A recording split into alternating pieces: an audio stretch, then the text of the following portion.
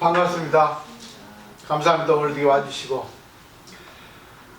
날이 좀 꾸물이하기도 하고 또 좋기도 하고 어떻게 받아들여야 할지 사람에 따라 이것도 받아들이기 다르죠.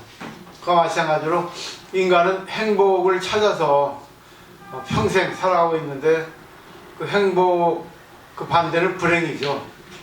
행복을 찾아가는데 행복을 찾아가는 사람이 있는가 하면 잘못 길을 들어서 불행을 찾아가는 사람도 있죠.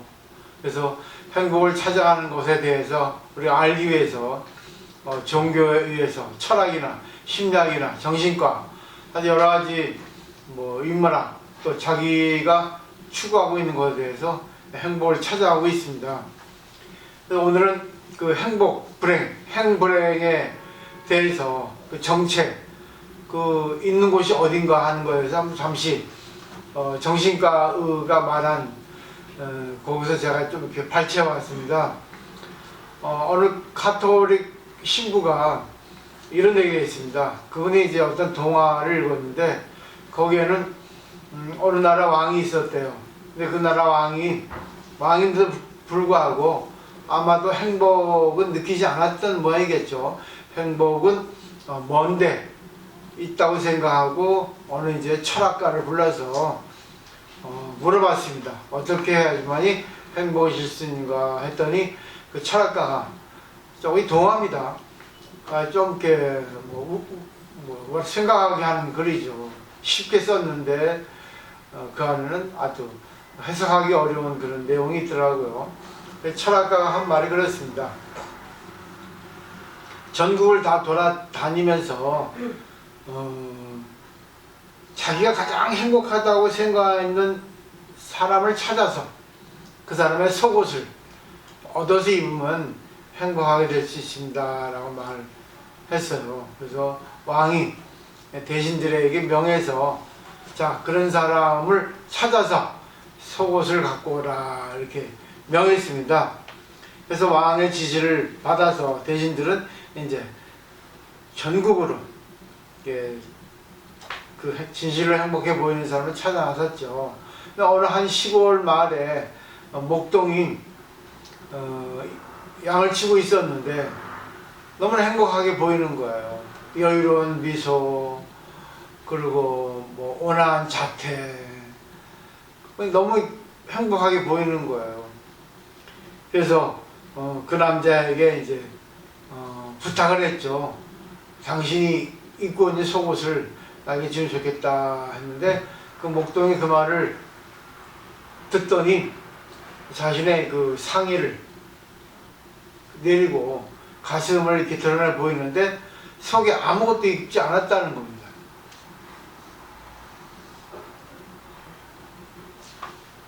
여기가 끝인데 그 진실한 행복은 뭔가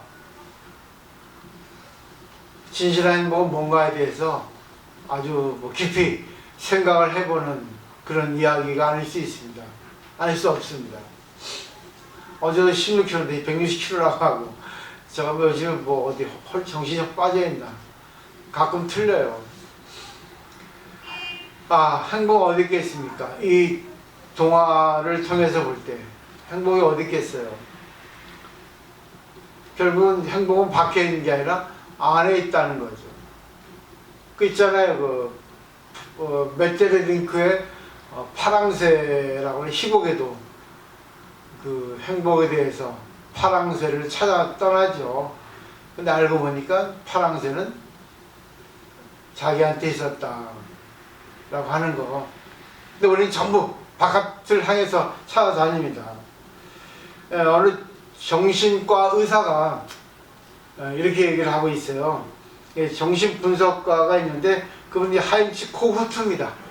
이분도 유명해요. 프로이트 다음 세대인데, 이분이 말한 것 중에 인간이라고 하는 것은 자기 애를 채우려 하는 생물이고, 자기 애가 채워지면 행복을 느끼고, 자기 애가 채워지지 않거나 상처를 받으면 마음에 문제가 생긴다라고 하십니다. 자기 애는 아시죠? 에고입니다. 자기 중심입니다. 항상 자기를 귀엽다고 생각하고, 자기가 가장 옳다고 생각하고, 자기가 최고라고 생각하고, 항상 자기 중심적으로 그 자리가 돌아가지 않으면 안 되는 거예요. 이렇게 우리가 배우는데, 이렇게 알고 있으면서 이렇게 안 되는 거는 자기의 행복이 어디에 있냐, 결국 자기를 만족시키는데 행복이 있다고 착각하는 겁니다. 그러니까 정신분석가는 결국 뭐예요? 정신병자를 치료하는 의사입니다. 결국 우리 일반적인 사람인데, 불교를 신앙하는 사람인데 불구하고 정신병에 걸려 있다는 걸 자기가 모르고 있다는 겁니다. 저러잖아요. 절은, 호교당은 정신병원이라고. 정신병원에 오는 사람은 다 정신병자예요. 저는 정신병원에 입원해 있는 환자고, 여러분들은 정신병원에 통원하고 있는 환자일 뿐이에요. 경증이죠. 난 중증이고, 때문에 내가 더 많이 정신병에 대해서 알고 있다는 거죠. 입원하고 있는 환자이기 때문에. 근데 지금 거의 다 나와서 뭐를 하고 있습니까? 조수, 말하자면 병원에서 의사 도와주고 있는 거죠. 어서 이제 의사가 되려고 이제 열심히 공부하고 있는 거죠. 수행하고 있는 거죠. 그러니까 오늘의 공부는 행복을 찾고 싶습니까? 불행을 찾고 싶습니까? 자, 행복을 찾기 위해서는 정신분석가가 말하고 있는 남과의 비교 분별, 이거를 조금 지향할 필요가 있다는 겁니다. 근데 이 정신과의는 비교 분석을 하지 말라는 건 아니에요. 하되 그것을 자기가 잘 조절할 수 있어야 된다는 거죠. 왜? 정신과 의사는 남하고 자기하고 뭐 자기도 모르게 순간 비교를 하는 것은 인간의 지극히 당연한 심리라고 말을 하고 있답니다. 그러니까 남과 비교해가지고 내가 낫다, 내가 뛰어나다, 내가 돈이 많다, 똑똑하다, 상냥하다, 내가 전문적인 일을 한다, 내가 저 사람보다 일을 더 많이 했다, 이렇게 생각하면 자기의 충족이 된다는 거죠. 근데 그 반면 그렇지 않은 경우는 불행한 마음이 됩니다. 저 사람이 나보다 뛰어나다, 이쁘다, 날씬하다, 돈이 많다, 똑똑하다, 목소리가 좋다, 부드럽다, 이러면 자기 자존심이 상한다는 거죠. 근데 그런 말이 있습니다. 자존심의 꽃이 떨어져야만이 인격이라고 하는 열매가 열린다는 거예요. 저는 항상 쪽팔려야지 공부된다고. 근데 쪽팔리지 않으려고 거짓말하고 응원해가지고 인정하지 않고 그러는 거예요. 왜? 자기 애가 손상이 됐을 때 그런 현상이 나옵니다. 좀 잘 공부를 하실 필요가 있습니다. 이건 부정적인 얘기가 아니에요. 지금까지의 자신을 한번 뒤돌아보고 공부한 것을 통해서 자기가 어디에 해당되는가를 볼 필요가 있다는 겁니다. 그래서 남하고 승부하는 것이 아니라, 승부는 결국 이기고 지는 것, 비교잖아요. 그럼 뭐겠습니까? 남하고의 관계에서 당신 덕분에 내가 고맙습니다. 정말 당신 덕분에 내가 많이 배웁니다. 그리고 상대가 나를 사랑해준다, 생각해준다고 느낄 때, 상대가 나를 지적할 때도 사랑하는 때 하는 거예요. 상대가 나에게 무관심할 때는 아무것도 안 해줍니다. 근데 아무것도 안 해줄 때도 그렇구나, 나에게 무관심을 보여서 내가 다른 사람에 대하는 어떤 말이나 행동에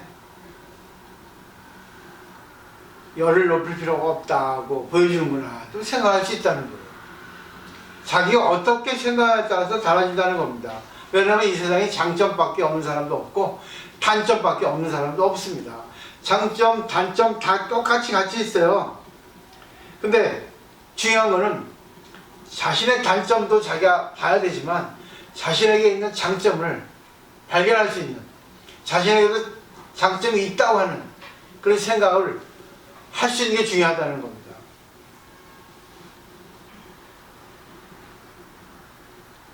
근데 쉽지 않죠. 그렇게 하지 못하니까 문제가 되는 거죠. 마조돌선서라고 유명한 스님이 중국 당나라에 있었습니다. 그 제자의 백장회선사가 있었는데 스승과 제자가 같이 그 감뚝을 산책을 했습니다. 근데 갑자기 들어오리가 날아가고 있어요. 그러니까 마조돌선사가 제자에게 묻습니다. 저게 뭐니? 그러니까 들어오리가 날아가고 있습니다 라고 말했습니다. 뭐라고? 들어오리가 날아가고 있다고요. 그러더니 마조돌 선사, 스승인데 백장회 선사 제자의 귀를 잡아 당겼어요. 그러니까 아야아야 했어요. 마조돌 선사 뭐라 했습니까? 너는 여기 있잖아. 들어오리가 날아가고 있다는 거는 자기가 들어오리가 날아가 있다는 바깥 세계에 마음이 가 있다는 거거든요. 그래서 깊이 생각할 문제가 있는 거예요. 그죠? 깊이 생각할 필요가 있다는 겁니다. 그러니까 우리는 그걸 보세요. 밖에 보고 전부 비교해서 밖에 보세요. 마음이 갑니다. 물론 가는 건 좋은데 자기 마음이 밖에 가 있잖아요. 그러니까 마조 스님은 그냥 귀를 땡기고 하니까 아프잖아요. 아, 어디 있어? 나 여기 있잖아. 불교는 자신의 지혜를 얘기하고 자신의 불성을 얘기합니다. 바깥 일에 관심을 안 가질 수 없지만, 왜? 눈의 구조가 밖을 보기 때문에 바깥을 보되 안을 보라. 그걸 통해서. 그래서 부처님의 눈은 반안이에요. 반만 뜨고 있다고요. 바깥에 보고 반은 나를 보라는 거예요. 근데 전부 바깥이에요. 전부 바깥과 비교해가지고 저렇게 해야 됩니다. 이렇게 해야 됩니다. 물론 그것도 중요해요. 근데 이 자리가 더 중요해요. 이 자리하고 매치할 수 있겠는가? 이 자리하고 어울릴 수 있겠는가? 이 상태하고. 이게 중요하단 말입니다. 실패가 없다고는 볼 수 없어요. 실패가 있습니다. 근데 누가 그랬어요?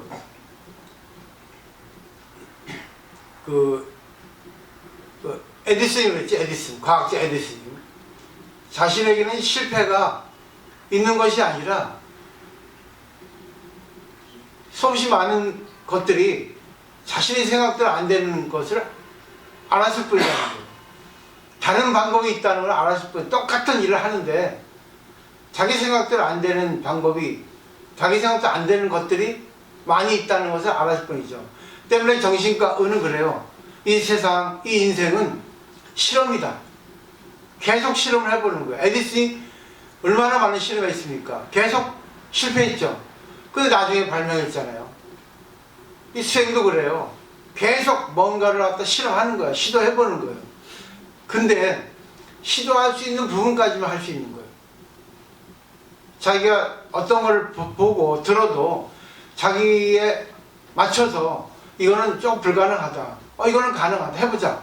실패, 성공 관계없이 비교하지 말고 비교를 초월할 수 있는 거죠.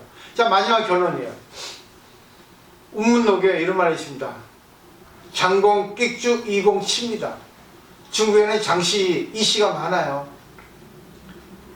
근데 이 내용이 뭐냐면 장씨 아저씨가 술을 먹었는데 이씨 아저씨가 취했다는 얘기입니다. 7글자예요. 상당히 의미가 있는 내용입니다. 아니, 당신이 술 먹었는데 왜 내가 취해? 이심전심이에요. 그런 말 있잖아요. 뭐가 날뛰니까 망둥이가 뛴다고? 그런 말 있잖아요. 제가 날뛰니까 니는 왜 덩달아 춤을 추냐? 이런 말이 있지 않습니까? 조시 분위기 탄다 하죠? 조시 탄다. 일본 말에 조시 탄다 하는데 우리나라 말에 분위기 탄다 하죠? 저 사람이 술 먹으니까 니도 술 먹으려고 그래? 저 사람이 떠드니까 니 떠들라고? 이런 식입니다.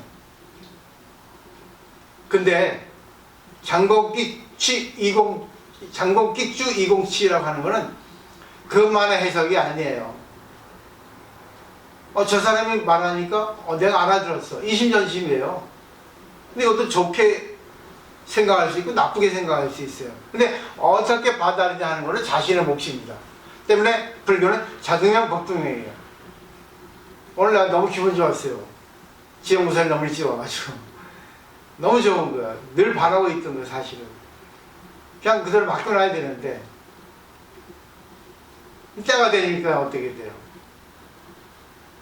그래서 얼른 나갔죠. 소리가 들리길래. 이 자신을 바꾸지 않으면 안 돼요. 안 좋은 거. 계속 시도를 해야 됩니다. 실험을 해야 됩니다. 근데 계속 우리는 타성에 젖어가지고 똑같은 거 하죠. 이래도 되니까. 아이 뭐 괜찮아. 그럼 그 사람은 성장이 없어요. 큰일 못합니다. 또 그 다음에 장공깃주 207 어떻게 해석하겠어요? 상대가 술 먹는데 내가 어떻게 취해요? 상대가 술 먹으면 상대가 취하고 나는 술 안 먹었으니까 안 취하는 거죠. 이게 맞는 얘기예요 사실은. 이게 해석을 해야 됩니다. 상대는 상대고 나는 나예요. 근데 우리는 어떻습니까?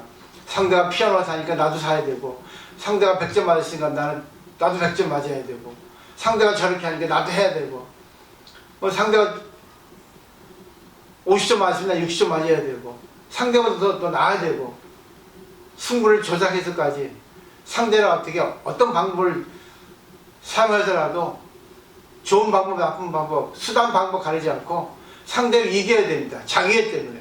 자기애를 충족하기 위해서. 이렇게 해석하는 게 인간이에요. 그 행복의 명언 중에 그런 게 있잖아요. 상대가 불행해지지 않는 한 나는 행복해질 수 없다는 거예요. 아니 나는 나들의 행복을 찾으면 되는데 나보다 상대가 더 못해야지만이. 그러니까 상대가 아무리 돈이 많아도 저 사람이 망하지 않으면 나 행복해지지 않는다는 거예요. 때문에 뭡니까? 상대를 매도하고 상대를 곤란에 빠뜨리는 겁니다. 그냥 자기가 그냥 가만히 있으면 되는데 정말 인원이거든요. 그래서 앉는 거죠. 그래서 아랍의 조크가 있습니다. 신이 어느 한 가게에 내려와서 내가 당신에게 소원을 들을 테니 말해보라 했습니다. 그래요? 근데 신이 조건을 달았어요.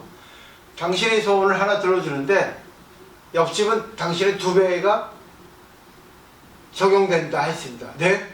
그럼 내가 10억을 얘기하면 상대는 20억이란 말입니까? 그렇다. 한참 골똘하게 생각을 해요. 신이시여. 그러면 나쁜 것도 똑같이 해당이 됩니까? 그러니까 신이 그렇다. 그러면 제 눈 하나 파주세요 그랬어요.